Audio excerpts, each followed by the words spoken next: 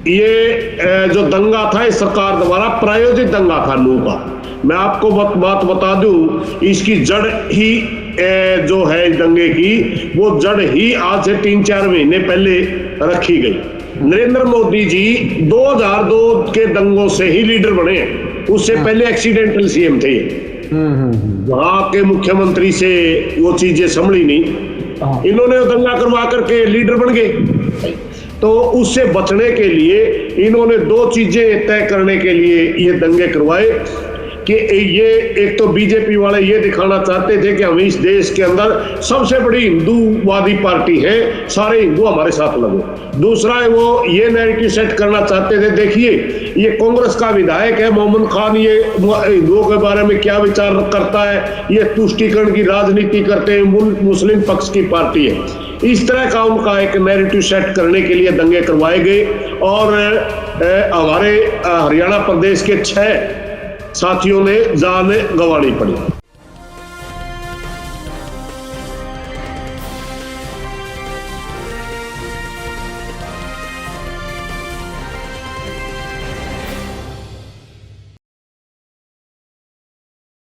Hello, नमस्कार, आदाब, सत श्री अकाल और अस्सलाम वालेकुम। मैं हूं मोहम्मद अहमद काज़मी, लेकर आया हूं आपका पसंदीदा कार्यक्रम आपके रूबरू। मीडिया स्टार वर्ल्ड की कोशिश होती है कि जहां कहीं से खबर है वहां से इंफॉर्मेशन ली जाए और आप तक पहुंचाई जाए।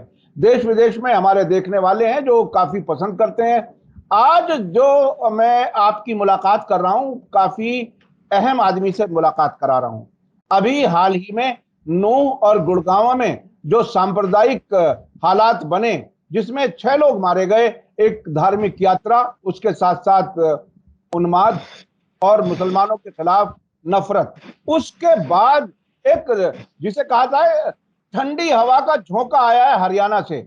और वो ठंडी हवा का झोंका ये है कि कुछ हिंदू, सिख, खास तौर पर किसान, वो मुसलमानों के सपोर्ट में खड़े हो गए और ये कहा जा रहा है कि मुसलमान ये मेरे साथ में खड़ा है, आप हाथ लगा के देखो। ये बात जिस आदमी ने कही है, मैं उन्हीं से आज बात कर रहा हूं। मेरा कहने का मकसद है सुरेश कोट साहब। ये सुरेश कोट साहब कौन है ये बता दूं मैं आपको। ये इस वक्त अध्यक्ष हैं भारतीय किसान मजदूर यूनियन के और पूर्व अध्यक्ष हैं राखी बारा खाप पंचायत के।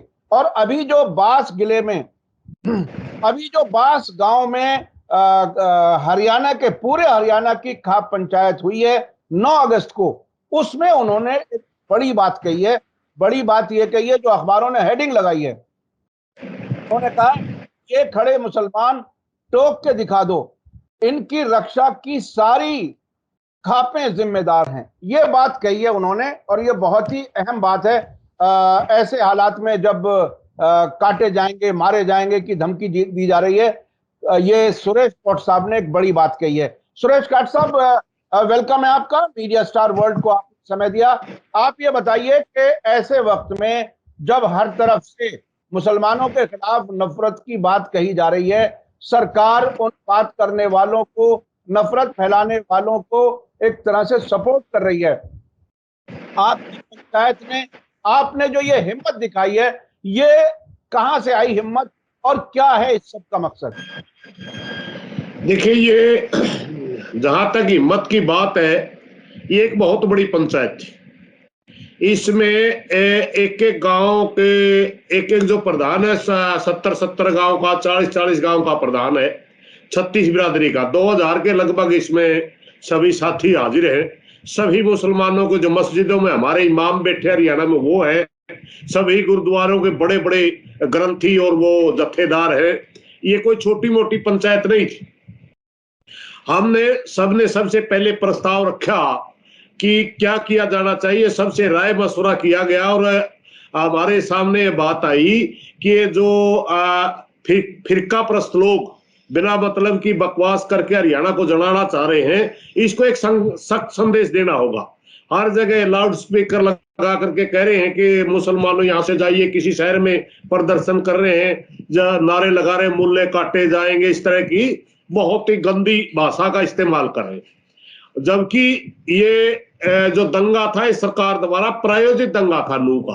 मैं आपको बात बता दूं, इसकी जड़ ही जो है दंगे की वो जड़ ही आज से 3-4 महीने पहले रखी गई। एक दो लड़के राजस्थान के मेवात से उठा करके मुसलमानों के लड़के थे और ये तथाकथित गोरक्षक जो बड़े घूम रहे अपने आप को गोरक्षक कहते हैं, इन्होंने उठा करके उनको जिंदा जला के मार दिया भिवानी जिले में।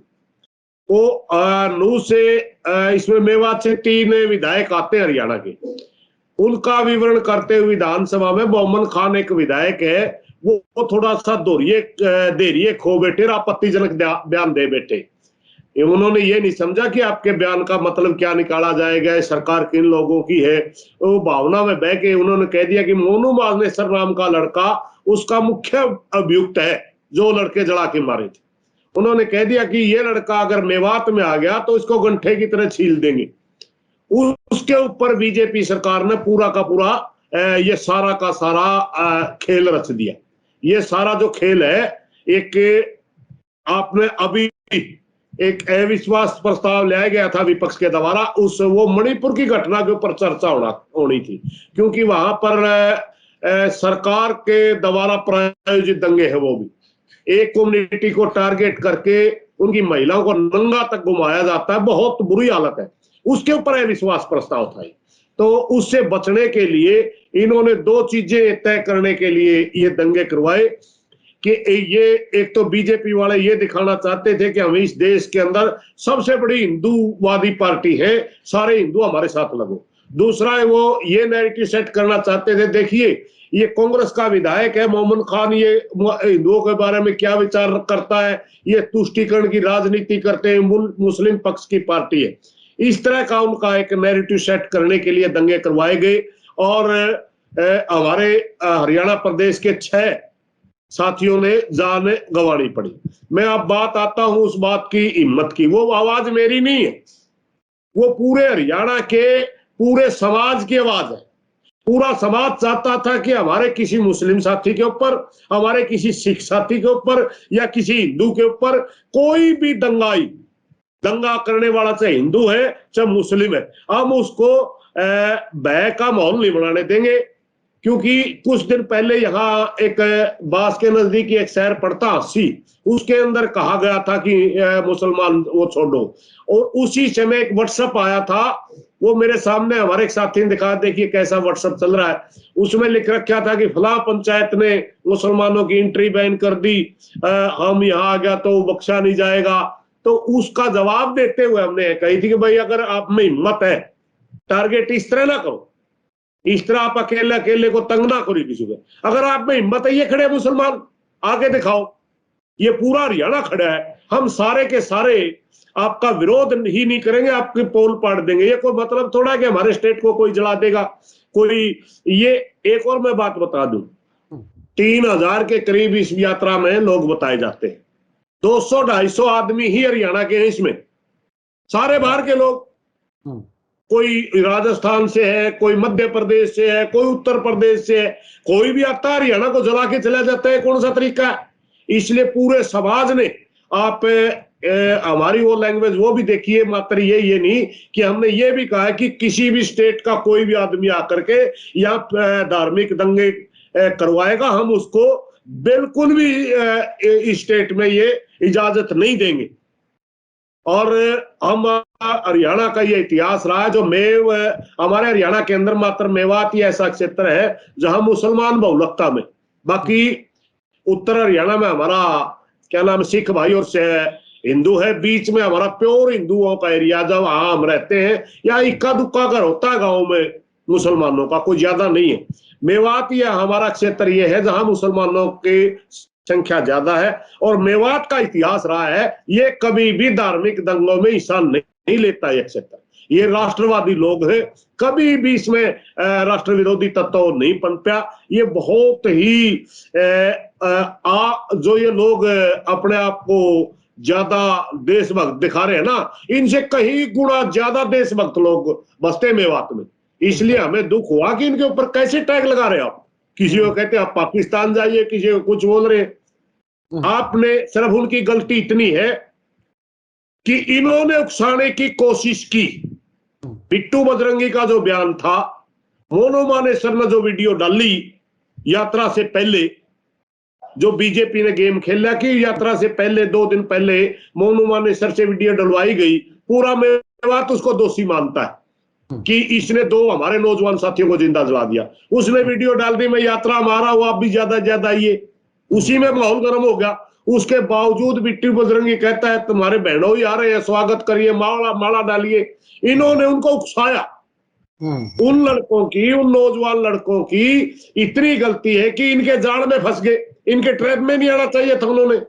उन्होंने उकसावे में नहीं आना चाहिए था, इनके उकसावे में आके गलत काम कर बैठे, आज वो भुगत रहे। इसलिए हमारी तो पूरी समाज से एक संदेश था, पूरे हरियाणा की पंचायत थी वो, मात्र वो कुछ 1 खाप की 2 खाप की नहीं थी, खापों के ज्यादातर मुखिया लोग उसमें थे, एक आधा साथी नहीं होगा बस, ज्यादातर लोग उसमें पंचायत में साथी थे। मुसलमानों के भी बहुत बड़े बड़े चेहरे थे, और यहां तक भी सिखों का तो एक बहुत बड़ा चेहरा, एक सिखों की बहुत बड़ी संस्था होती है अकाल तख्त, जो सबसे बड़ी सर्वोच्च संस्था होती है, उनके पूर्व में जत्थेदार रहे, और फिलहाल दमदमा साहब के जत्थेदार ज्ञानी हरप्रीत सिंह उनका नाम है, उनकी तरफ से भी वह संदेश आया था कि हम हिंदू मुस्लिम सिख मिलके रहेंगे, इन फिरका परिस्थिति ताकतों को पीछे धकेलना पड़ेगा, क्योंकि हम अपने देश में इस तरह के विवाद नहीं चाहते।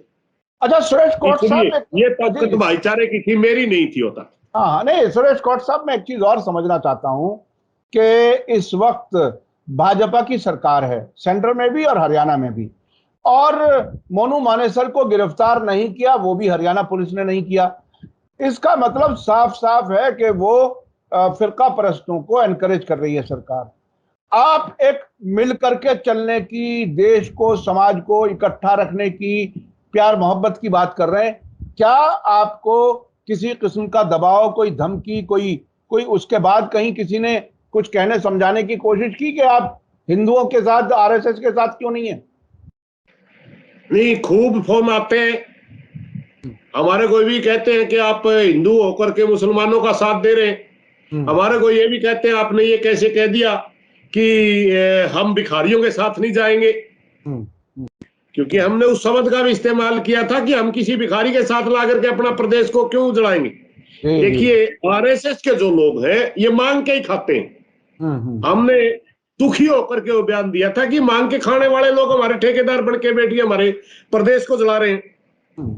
खुद मोदी जी ने कहा था मैंने 35 साल तक भिक्षा मांगी। रही बात दबाव की, देखिए सच्चाई के लिए कीमत तो चुकानी पड़ती है, सब ये आपको भी पता है। सच्चाई अगर आप बोलोगे तो आपको कीमत चुकानी पड़ेगी, वो कीमत मैं चुका रहा हूं, मेरे को पता है इस बात का।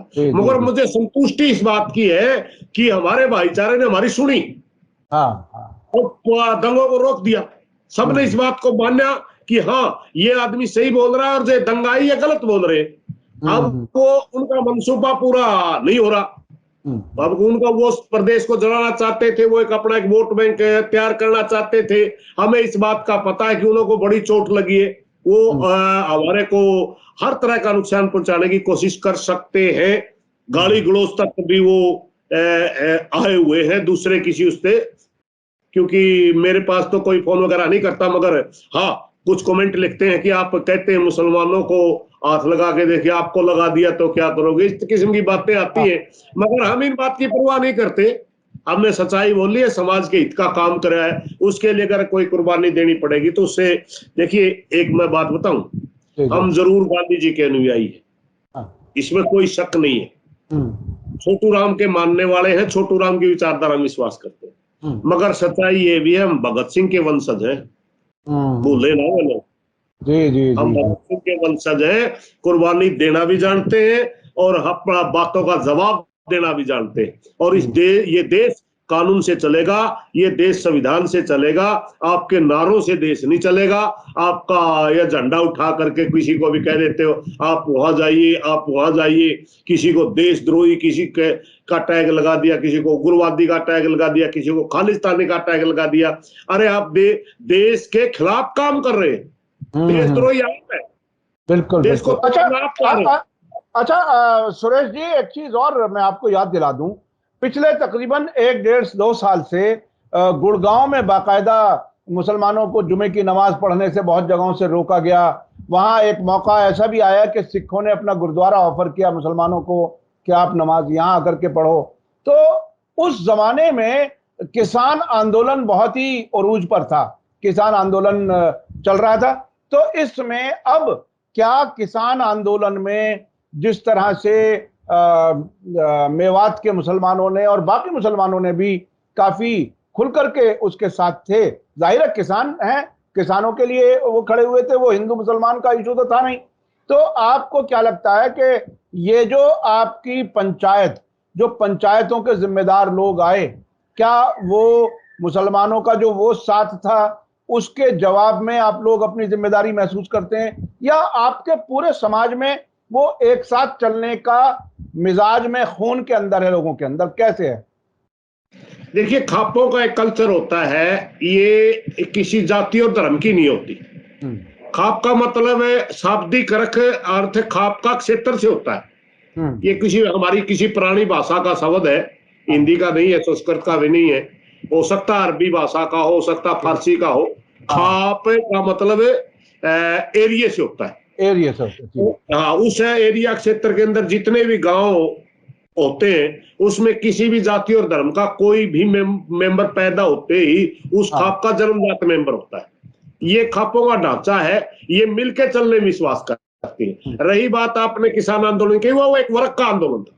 खेती करने वाला तो हिंदू भी था, मुसलमान भी था, सिख भी था। वो पूरे के पूरा जो खेती करने वाले लोग थे। हालांकि ये धर्म के ठेकेदार खुद खेती करने वाला भी एक आधा हमारे खिलाफ था, क्योंकि इनको धर्म की फीम खिला रखी है आरएसएस वाले लोगों ने। ये एक नई हमारे एरिया में 14 से पहले हमारे एरिया में आरएसएस को जानते ही नहीं थे हम, ये क्या है। अब पता चला है कि ये तो बहुत ही हल्के सत्र के लोग हैं, बहुत ही छोटी सोच के लोग हैं, ये किसी को सहन ही नहीं कर पाते, दूसरा विचार ही नहीं सुनना चाहते। अब इनका तो एक मामला है कि बीजेपी सरकार ने जो कह दिया वो सही, बाकी अच्छा माड़ा कुछ नहीं देखना। इफेक्टेड कोई है, जो वर्ग के ऊपर आप कानून बना रहे हो उसका नुकसान हो रहा है या फायदा हो रहा है, वो वर्ग जानेगा। मगर ये कहते नहीं नहीं नहीं आपके हित में। अरे मेरे भाई, हम खेती करने वाले हैं। उसी टाइम में मेवात में मेवात के किसानों की 3-4 पंचायतें हुई और पूरा आंदोलन का हिस्सा था मेवात के किसान। उसी का असर था जो आप गुड़गांव में कह रहे थे, क्योंकि उसका असर था ये धर्म के ठेकेदारों ने ज्यादा बवाल काटा कि ये रोडों पे नमाज पढ़ते हैं। अरे मेरे भाई, इनकी जगह थोड़ी होगी, मस्जिद में जगह थोड़ी होगी, संख्या ज्यादा हो जाती होगी। कुछ समय के लिए अपने ईस्ट को याद कर रहे हैं, कुछ समय के लिए आप परमात्मा को याद कर रहे हैं, अल्लाह को या गॉड को याद कर रहे हैं, तो आपको क्या दिक्कत है? आप ये इतना अतिक्रमण में होता है शहरों में। हर दुकानदार 15-15, 20-20 फुट आगे तक खड़े कर देता है अपने सामान। सब्जी बेचने वाला भी सारी सब्जी बाहर लगाता है, और हमारा दूसरे सामान बेचने वाला सारा दुकान के बाहर लगाता है। ये नहीं दिखते आपको? ये कहाँ का, हमें नहीं पता ये कहां से लाते हैं इतनी छोटी सोच। बहुत ही संकीर्ण सोच के लोग हैं आरएसएस वाले। इतनी छोटी सोच दुनिया में आज कारगर नहीं है। जिन भी देशों ने आज भी धार्मिक रूप से ज्यादा आक्रामकता दिखाई, चाहे किसी भी धर्म का था। अब देखिए सीरिया इराक का क्या हाल बना रखा ज्यादा, उसमें ज्यादा देखिए सबको मिलकर के चलोगे, वैज्ञानिक दृष्टिकोण रखोगे तो आप आगे भी बढ़ोगे। और ये सही है, हम अपने भाइयों को बिल्कुल भी हाथ नहीं लगाने देंगे। मुसलमान भी हमारा भाई है, सिख भी हमारा भाई है। देखिए, जहां हम नहीं है वो अलग चीज है।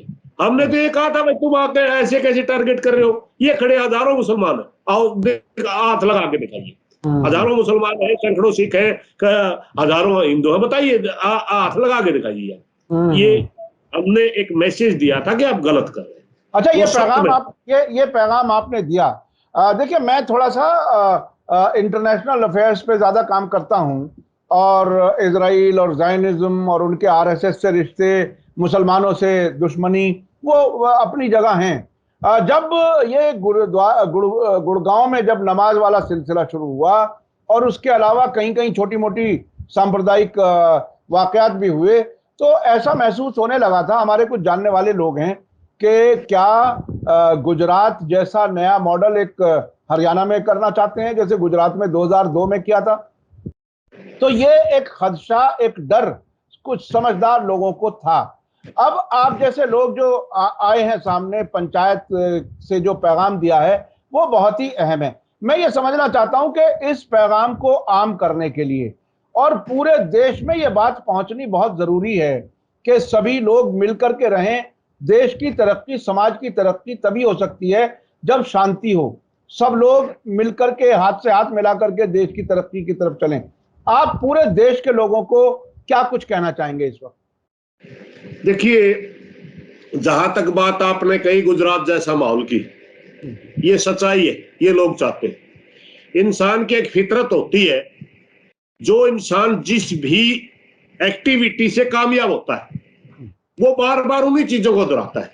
नरेंद्र मोदी जी 2002 के दंगों से ही लीडर बने हैं, उससे पहले एक्सीडेंटल सीएम थे। वहां के मुख्यमंत्री से वो चीजें संभली नहीं, इन्होंने दंगा करवा करके लीडर बन गए। अब जब ये खतरे में बीजेपी महसूस करती है कि आपका कोई न कोई कहीं विरोध खड़ा हो गया, आपका प्रश्न पूछ रहे हैं लोग, रोजगार पे पूछ रहे हैं, आपकी शिक्षा पे पूछ रहे हैं, आपका स्वास्थ्य पे पूछ रहे हैं, आपका देश की दूसरी ओर जीडीपी गिरती या कुछ भी बातें पूछते हैं, अगर इनके ऊपर सवाल खड़े होते हैं तो ये उस सवाल से ध्यान भटकाने के लिए सांप्रदायिक दंगे करवा देते हैं। ये इनका पैटर्न है, ये सच्चाई है। और अब ये 24 का जो इलेक्शन है ये काफी दबाव में, क्योंकि अब इनके पास पता चल गया ना इनके 15 लाख कहीं है, ना 2 करोड़ रोजगार कहीं है, ना इनकी वो 100 सिटी बना रहे थे, ये कौन सी सिटी बना रहे थे, स्मार्ट सिटी, यानी कुछ भी डिलीवर नहीं किया किसी में उसका। कि इनकी कोई अचीवमेंट नहीं है, इनके पास गिनाने के लिए एक काम भी नहीं है। तो इनके पास गिनाने के लिए ना आज अगर ये पुलवामा जैसा गेम दोबारा खेलेंगे तो जनता फिर भी उल्ट पड़ जाएगी। तो इनके पास मात्र बचता ही एक सांप्रदायिक दंगे करवाने के सिवाय इनके पास विकल्प नहीं बचा। इसलिए ये इस तरह का माहौल आगे भी खड़ा कर सकते हैं। मैं पूरे देश के भाईचारे से एक प्रार्थना करना चाहूंगा, अगर आप सही मायने में इस देश को बचाना चाहते हैं कि छोटू राम को पढ़िए। आप देखिए, उस समय हिंदू महासभा भी पूरी शिखर पर थी। जब देश की आजादी नजदीक थी, हिंदू महासभा भी पूरे शिखर पर थी। 2 नेशन थ्योरी पर सावरकर जगह जगह जाकर के सभाएं कर रहे थे, और मुस्लिम लीग भी पूरी शिखर पर थी। जिन्ना अलग देश को लेकर के पूरे देश के मुसलमानों को लामबंद करते हुए घूम रहे थे, मगर उसके बावजूद पंजाब के अंदर सर सिकंदर आयात खान और सर छोटू राम, इनको कोई टोकने वाला नहीं था। इनके साथ मुसलमान भी था, इनके साथ सिख भी था, इनके साथ हिंदू भी था, और इन्होंने इन दोनों को नकेल डाल के रखी और पूरे किसान को बचाया, पूरे मजदूर को बचाया, और इन मंडी फंडियों के खिलाफ खूब लड़े, इनके खिलाफ कानून लेकर के आए। और वो सिर्फ एक ही बात कहते थे, जब भी किसान की नींद खुलेगी तब ये उनको धार्मिक एक नाक पे फोआ लगा दें, जिससे किसान फिर सो जाएगा, फिर सुला देंगे।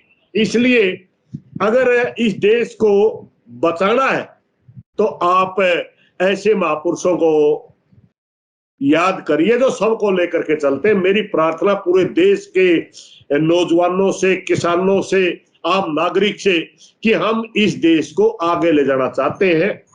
हाँ, ये स्टेट सेकुलर स्टेट है।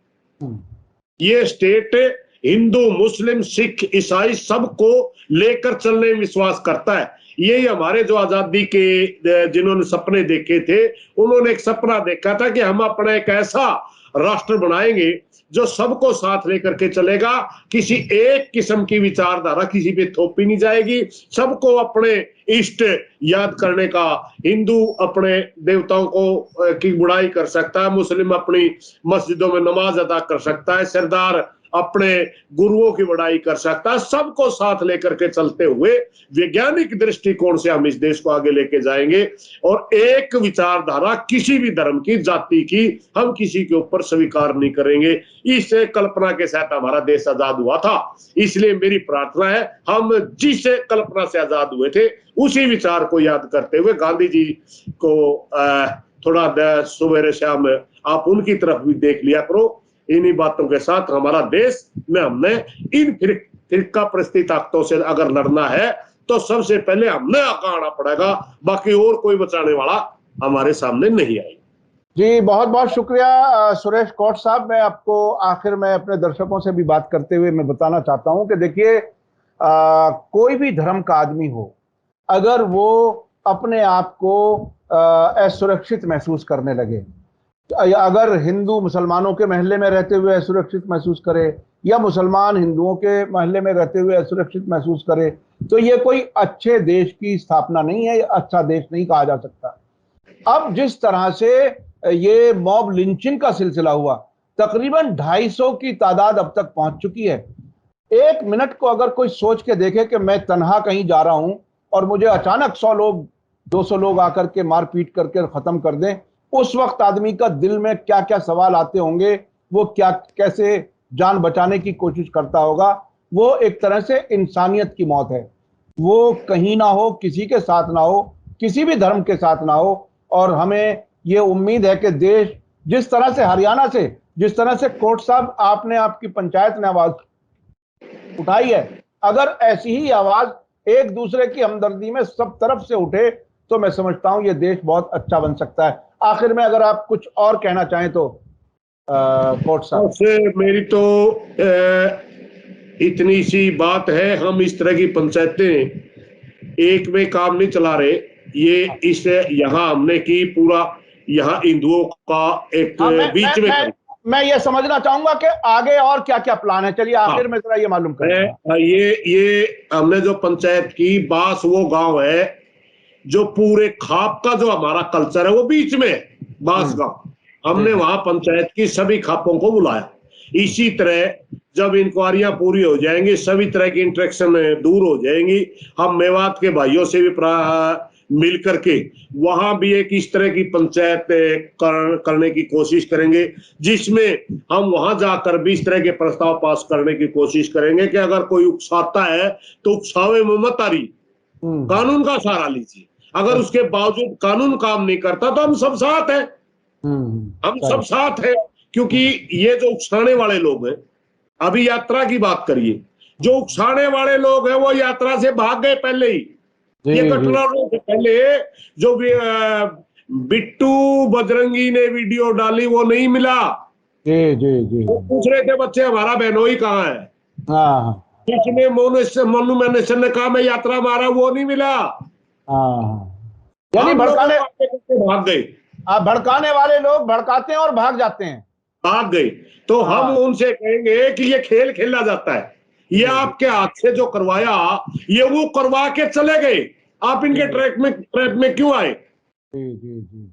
तो ये भी बहुत जरूरी है कि हम किसी के उकसावे में ना आए और देश में शांति रखें। सुरेश कोट साहब बहुत बहुत शुक्रिया, आपने हमें समय दिया और हम फिर आपसे बात करेंगे। आपकी जो पंचायतें हो रही हैं उन पर भी हम नजर रखने की कोशिश करेंगे और हम फिर आपसे समय लेंगे, फिर बात करेंगे। इसी के साथ दीजिए इजाजत। धन्यवाद, शुक्रिया। जय भारत, जय हिंद।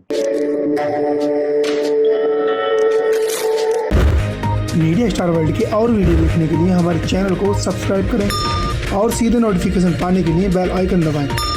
और अगर हमारी खबर सच्ची और अच्छी लगे तो अपने व्हाट्सएप, इंस्टाग्राम, फेसबुक और ट्विटर अकाउंट पर जरूर शेयर करें।